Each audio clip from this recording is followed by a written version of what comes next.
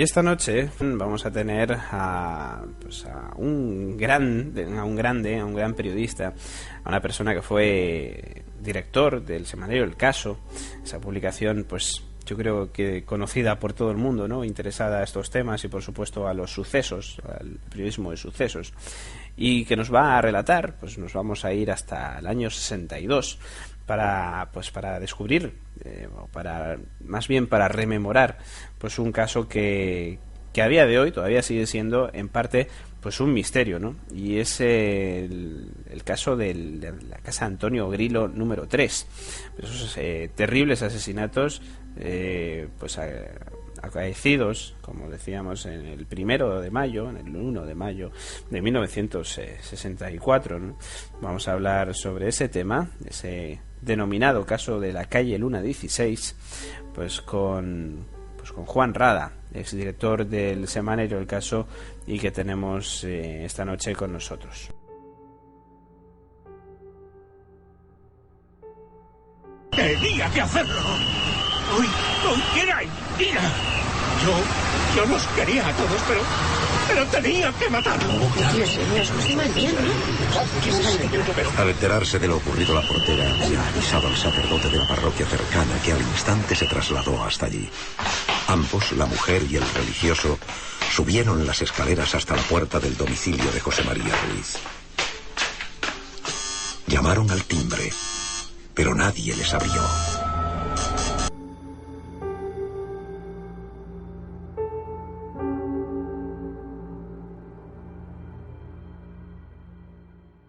Sí, porque ahí en Luna 16 él tenía la sastrería. Sí.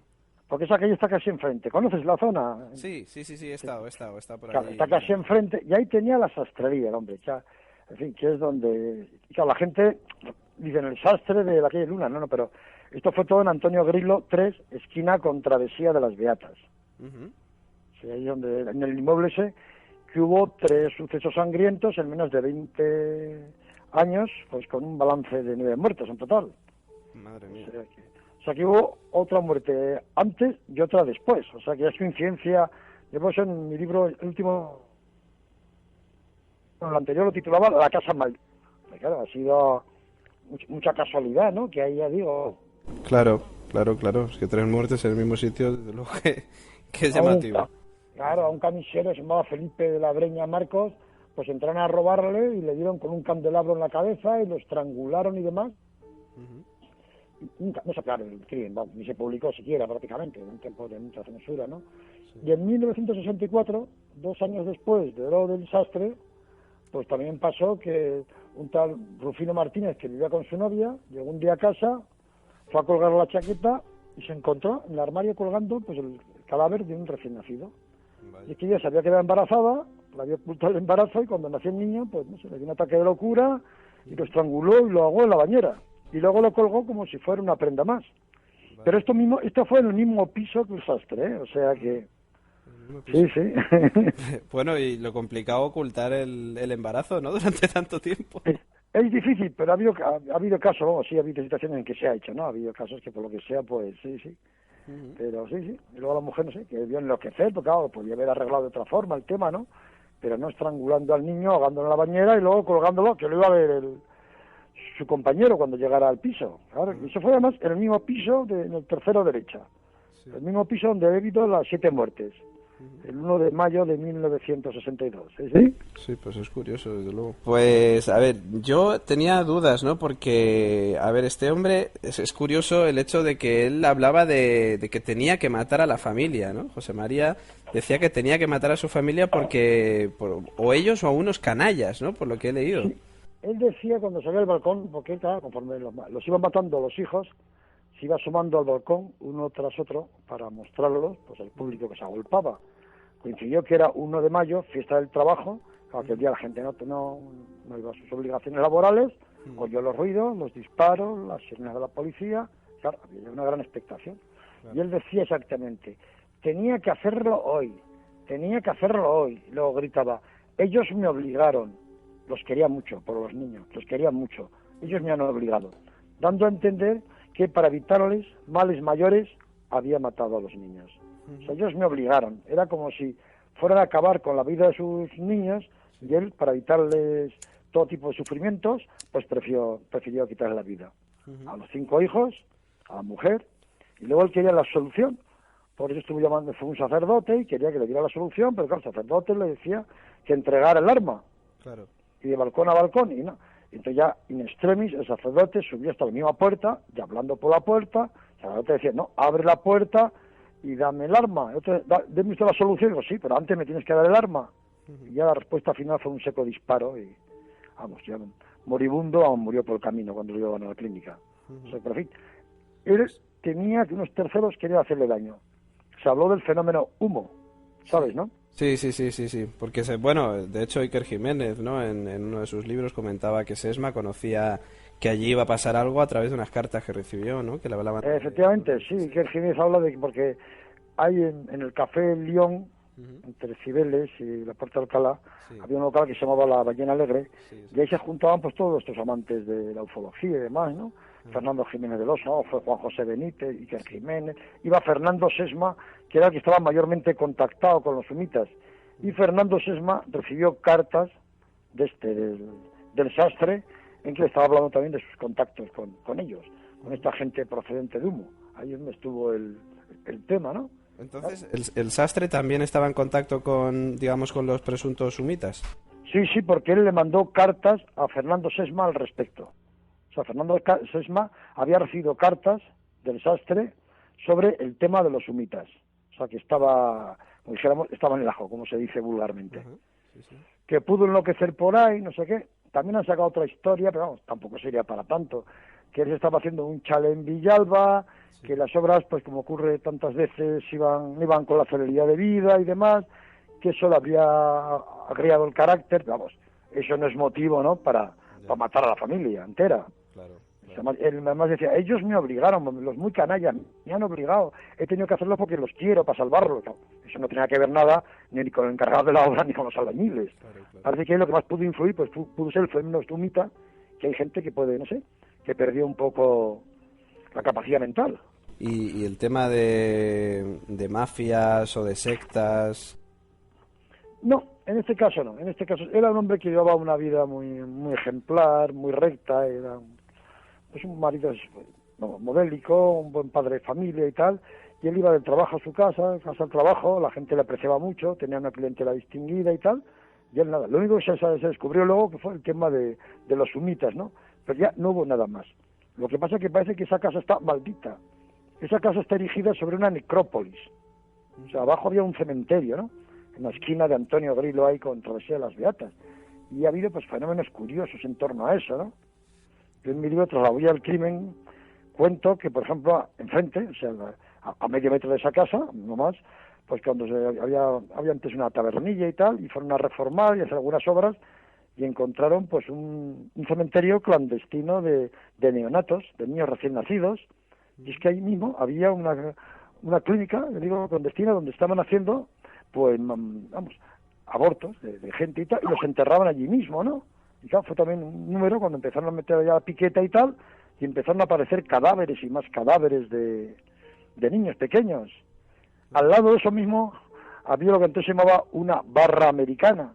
Sí. Ahí estuvo la última noche corriéndose la farra Jarabo tras cometer los 4 asesinatos y horas antes de que lo detuviera el inspector Antonio Viqueira, ¿no? O sea, todo eso fue en un circuito muy pequeño, o sea, que hay una variedad ahí. Yo esto lo conozco bien porque yo vivía precisamente en una semiesquina de la Gran Vía, pero mi terraza daba a Travesía de las Beatas, daba casi enfrente a la Casa Maldita. Y yo por ese motivo, pues claro, he visto por ahí cosas raras y me he entrado a una de estas cosas, de la clínica de recién nacidos, de Jarabo y tal, pues porque he sido vecino, o sea, de donde vivió este sastre que protagonizó esta gran carnicería. Y a ver, el tema de Sesma, él recibió unas cartas en las que le hablaban de que algo iba a ocurrir, o parecía ser que se dilucidaba que algo iba a ocurrir en calle Luna 16. Esto, al final, ¿cómo quedó este asunto? Claro, el tema es que, claro, esta gente que estaba contactada con los sumitas recibían unas cartas pues donde les informaban de grandes avances científicos, físicos, de control mental, curiosamente, ¿no? Algo que en aquellos años pues la gente no. Entonces, sobre el tema de la mentalidad y tal, vamos, le daban una información muy exhaustiva, ¿no? Además, unos trabajos muy bien redactados, presentados, con unos dibujos muy... Entonces, claro, esto empezó a impactar a esta gente que se juntaba ahí en la Ballena Alegre y tal, ¿no? O sea, vamos... Y entonces, este también recibió cosas de esas, al parecer, el sastre. Y entonces sí, se dirigía a Fernando Sesma como que en su casa pasaba algo, como que podía pasar algo, ¿no? Pero claro, eso ya ha quedado un poco... Porque también esas cartas tampoco así se han hecho públicas, porque estamos en unos años en que estos temas no estaban muy bien vistos por el gobierno. Ya. Bueno, ni entonces ni ahora tampoco. Ya. Incluso se sabe pues que a gente de esta, pues vamos, miembros del CSIC, vamos, del Servicio de Espionaje, les estuvieron marcando los pasos que daban y demás, ¿no? Pues, en fin, bueno, eso pasa en España y en otros países, donde no les interesa, arrancando ya por el famoso incidente Roswell en el año 1947 en Estados Unidos, donde al parecer, en fin, se estrelló dicen que una nave posiblemente extraterrestre contra el suelo, y los militares inmediatamente se llevaron todos los restos, ¿no? Solo que al tiempo luego un agricultor, cavando en el suelo y tal, pues encontró algún resto que había quedado sepultado, que no habían visto, lo analizaron y no correspondía a ningún mineral del planeta Tierra, ¿no? Pero vamos, que todas las cosas han sido tapadas matemáticamente, han sido tapadas por costumbre. Y además, esto de la casa maldita tiene una curiosidad, y es que poco más arriba, esto está muy cerca de la Plaza de España, y un poquito más arriba de la Plaza de España, en la calle Princesa 72, hay unos pocos minutos de la casa maldita Princesa 72, allá estaba una vivienda, la mansión donde vivía Margarita Ruiz del Llori, marquesa de Villasante, que fue la protagonista del famoso caso de la mano cortada. Este caso, vamos, conmocionó mucho a la sociedad, más por la personalidad de su protagonista que por el hecho en sí, ¿no? Fue que, en fin, el hijo denunció que la madre, en fin, había habido algunas irregularidades tras la hija de la muerta, y cuando llegaron allá los del caso, porque el hijo avisó primero el caso junto con la policía, pues encontraron en el armario del dormitorio pues una lechera de aquellos que había entonces, porque la leche se vendía a granel, ¿no?, de latón y plástico, con una mano flotando con los dedos hacia arriba. Una mano parecida de una persona joven, chica joven, uñas rojo porcelana, y la habían cercenado perfectamente la mano. Total, en fin, ya se empezó la investigación, se exhumó luego el cadáver, y esta señora, que era muy, muy importante, esta mujer, ¿no?, porque era marquesa de Villasante, baronesa de Alcalí, tenía otros 2 títulos nobiliarios, hija de un importante político que había sido alcalde de Valencia, diputado a Cortes y demás. Pues esta mujer era abogada en ejercicio, pianista, bailarina, escritora, corresponsal de guerra, todo esto por todo el mundo, ¿no? Y además había pertenecido al círculo de espionaje, al Círculo 30, que dependía del dictador Primo de Rivera, y que cuando la guerra del Rif la mandó a Marruecos para que espiara e informara a favor de España. Ella incluso se hizo amante de Abdelkrim, que fue el líder de la sublevación contra España, y consiguió incluso salvar la vida a Franco, porque en un atentado que le habían preparado al luego jefe de Estado, ella, por su relación con el líder, le pudo avisar. Es más, dicen que le salvó la vida en una segunda ocasión, porque Franco recibió un balazo en los testículos, y ella, con sus grandes conocimientos que tenía de todo tipo, también los sanitarios, le hizo un torniquete y le pudo evitar la hemorragia. Franco la nombró capitán honorario. Ha sido el único caso de que una mujer tuviera un grado militar en el ejército, ¿no? Y cuando volvió a España, pues esta mujer, en fin, impactaba porque estaba relacionada, era de las pocas que tuteaban a Franco, y estaba relacionada con los grandes perebostes. Ella tenía 2 casas, aparte en Madrid, en Barcelona y en Albacete. Casas en las que hacían fiestas ocultistas, de magia negra y demás, de hábitos que ella había adquirido durante su estancia en Marruecos. Concretamente a la de Barcelona le llamaban la Casa de los Fantasmas. Y se decía que allá abajo, en los sótanos, era un palacete grande, estaban investigando 2 científicos nazis que habían ido de la Alemania de Hitler y que estaban investigando abajo. Incluso habló de que por ahí había pasado el doctor Mengele. En fin, la historia es que decían que estaban contactados con los sumitas. Hace poco falleció el que llamaban el cura de los ovnis, que era el párroco de Marinaleda, Enrique López Granados. Y este siempre afirmó, pero de modo categórico, un hombre muy serio, diciendo que los humitas estaban en contacto con esos 2 científicos en la casa de esta marquesa y que estaban trabajando, investigando con virus procedentes del espacio. Precisamente un virus de esto infectó a la hija de la marquesa, porque la hija de la marquesa llevaba ya un tiempo viviendo en Albacete, y que la infectó, y que por eso murió, porque claro, el cuerpo humano no estaba preparado para estos virus. Y entonces tanto este cura de los ovnis como otra gente han dicho que en efecto, que ahí hubo un contacto con los humitas, ¿no? Entonces se da la casualidad de que esta marquesa, que vivía muy cerca de la casa maldita, pues en ambos casos hay relación con el fenómeno de los humitas. En su momento, este caso de esta gente procedente del planeta Humo, pues tuvo mucho eco y tal, luego se fue diluyendo y se ha quedado ahí para la historia. Sí. Verdad, ficción, misterio, en definitiva. Volviendo, Juan, al tema de la carta a las cartas que recibía Sesma sobre el lunes 16, la autoría, ¿se supo si era de Humo, o sea, si era de los presuntos humitas o si era del propio José María?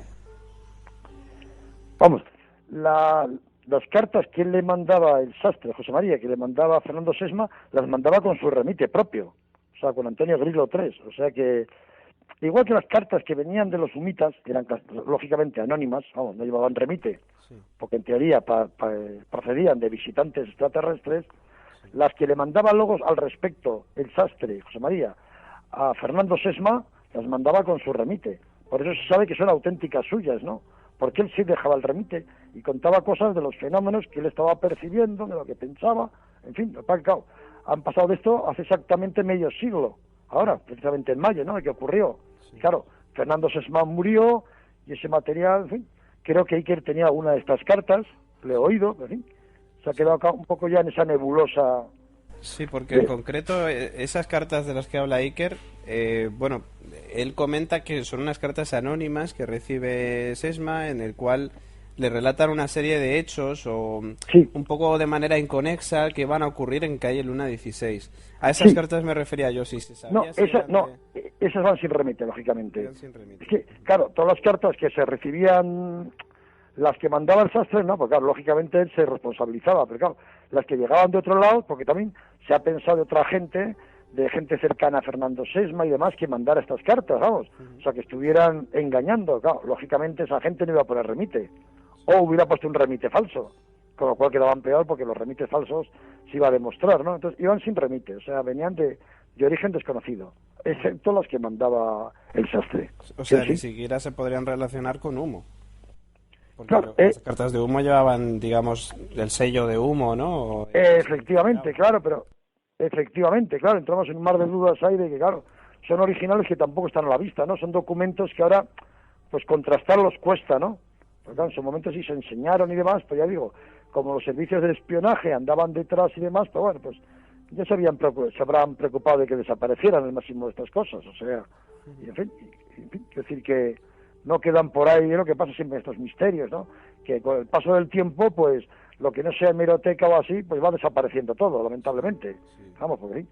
Yo que he cubierto mucha crónica negra, como los marqueses de Urquijo, por ejemplo, pues ahí se perdieron las balas, se perdió la declaración del condenado a 53 años de cárcel, Rafi Escobedo, se perdió la pistola, o sea, se perdieron, vamos, que sí, casi hasta la vergüenza, se perdió absolutamente todo, ¿no? Entonces, en un caso como este, de los marqueses de Urquijo, hechos súper tangibles, piezas incriminatorias que están depositadas en los juzgados, en la Guardia Civil, en muchos sitios, desaparecen, que no van a desaparecer estos papeles que pasaban de mano en mano, en fin, que luego ya pues no queda mayor constancia de ellos. Era tiempo más claro, estamos hablando porque ahora se hubieran escaneado, se hubieran archivado de otra forma, ¿no? Pero claro, entonces, que por una vez no existían ni fotocopiadoras. Yo que ejercí el periodismo entonces, se utilizaban máquinas de escribir con un calco, ¿no? O sea que, sí, efectivamente, o sea, a lo mejor esos canallas, ¿no?, de los que hablaba José María, puede ser que se lo enviaran, pero de todas maneras es un poco profético, ¿no? Porque desde luego que todo indicaba que algo raro iba a pasar, ¿no? Sí, sí, vamos. Pero Sesma más de una vez estaría atentado de hablar sí, con José María, ¿no? Claro, pero ha habido casos, tampoco se sabe los contactos que pudieron tener Fernando Sesma y el sastre.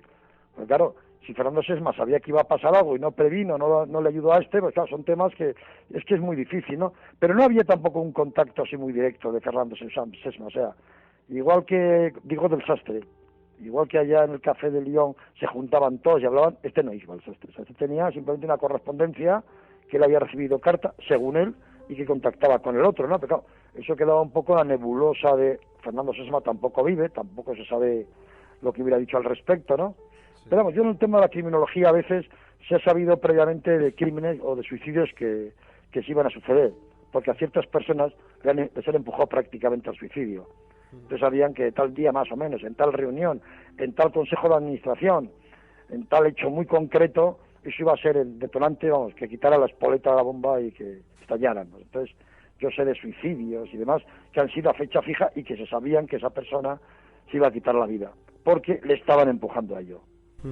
Bueno, y relacionado con todo esto, como hemos comentado, o relacionado con este caso, o más bien con Sesma y con el sastre, estaba el tema de Humo. Hace 20 años aproximadamente fue, yo creo, cuando José Luis Jordán Peña se declaró culpable, ¿no? Como que él había sido el efectivamente, el autor. ¿Él en algún momento habló de este caso? Del caso de... Creo que no, ¿eh? No, creo que no. Vamos, yo en todo lo que he recogido por ahí, luego por todos lados, creo que de este tema no.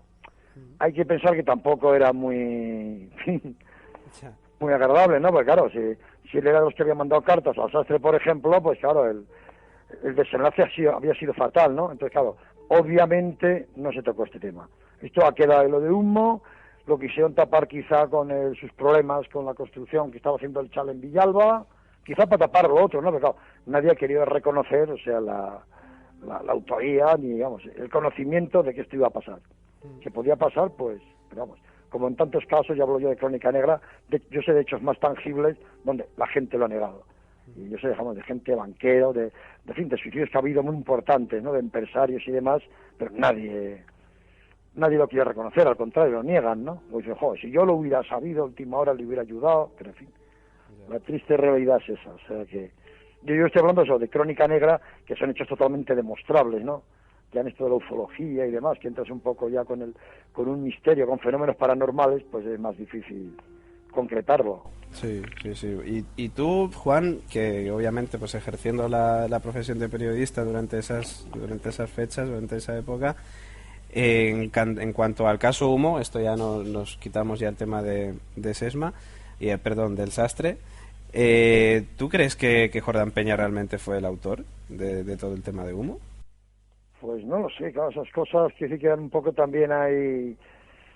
Parece que puede ser el máximo responsable, parece, pero claro, es que estas cosas son muy susceptibles, tampoco es claro, no es como ahora que se pueden hacer, los originales se pueden hacer comprobaciones, ¿no? Hoy en día de, no sé, de la calidad del papel, de la escritura, o sea, ahora hay la ciencia investigadora, la ciencia forense, todo ha avanzado muchísimo, ¿no? Y se pueden comprobar todo, o sea, pero en aquellos años, claro, eran papeles, eran cosas escritas a máquina de escribir y demás, entonces, claro, ya no quedan restos donde digan, bueno, ahora podemos trabajar con ese material, ¿no?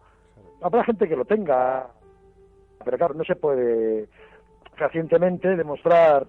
Ya sabemos siempre que en crímenes y en todo, pues muchas veces a través de la letra y demás se ha pillado la autoría, ¿no? De la gente, bueno, por el tipo de máquina que se empleaba, por por la marca de agua del papel, demás, pero claro, estamos hablando de una cosa que como, salvo este caso, fue una matanza un poco atípica, tampoco hubo víctimas y demás, pues claro, tampoco hubo investigación policial ni nada al respecto, ¿no? O sea, no fue un tema que, claro, que pudo ser, pues en fin, ahí queda un poco en el aire otras cosas, ¿no? Sí. La gente también, hombre, salvo el servicio de espionaje, que sí se lo tomaba un poco en serio, por si acaso, pero la gente pues tampoco, porque el caso empezó hablando mucho de otro tema que también tuvo mucha repercusión. El caso se dio a la calle el 11 de mayo de hace ahora 60 años exactamente, ¿no? Y en los primeros números, pues daba tema de platillos volantes, pero portadas enteras, ¿no? Que habían venido extraterrestres procedentes del planeta Gemide. Y entonces, incluso habían tenido, en fin, había algunos protagonistas, el doctor Zoltán Débamo, que era un tío importante, con su hermano y un fotógrafo Jaime, que dice que habían contactado con ellos, que habían entrado en una nave, que habían visto eso, que les hicieron unos análisis y demás, y se fueron, pero ellos recordaban cómo era lo que habían visto por dentro, ¿no? Y se lo contaron al director del caso y al fotógrafo y al dibujante sobre todo. Y el dibujante pues estuvo haciendo un montaje sobre los artilugios metálicos que habían visto dentro, ¿no? Es una especie como de robots, no es que fueran personas metálicas, ¿no? Sino eran como seres, pero que iban dentro de, pues como pueden ir ahora los astronautas nuestros, ¿no? Metidos totalmente dentro de piezas de tipo metálico, ¿no? Pero vamos, y que eso sí, que la conexión era mental. Quizá un poco también, pues como con los sumitas, ¿no? Tiene una conexión mental, y claro, eso tuvo bastante impacto en aquellos años.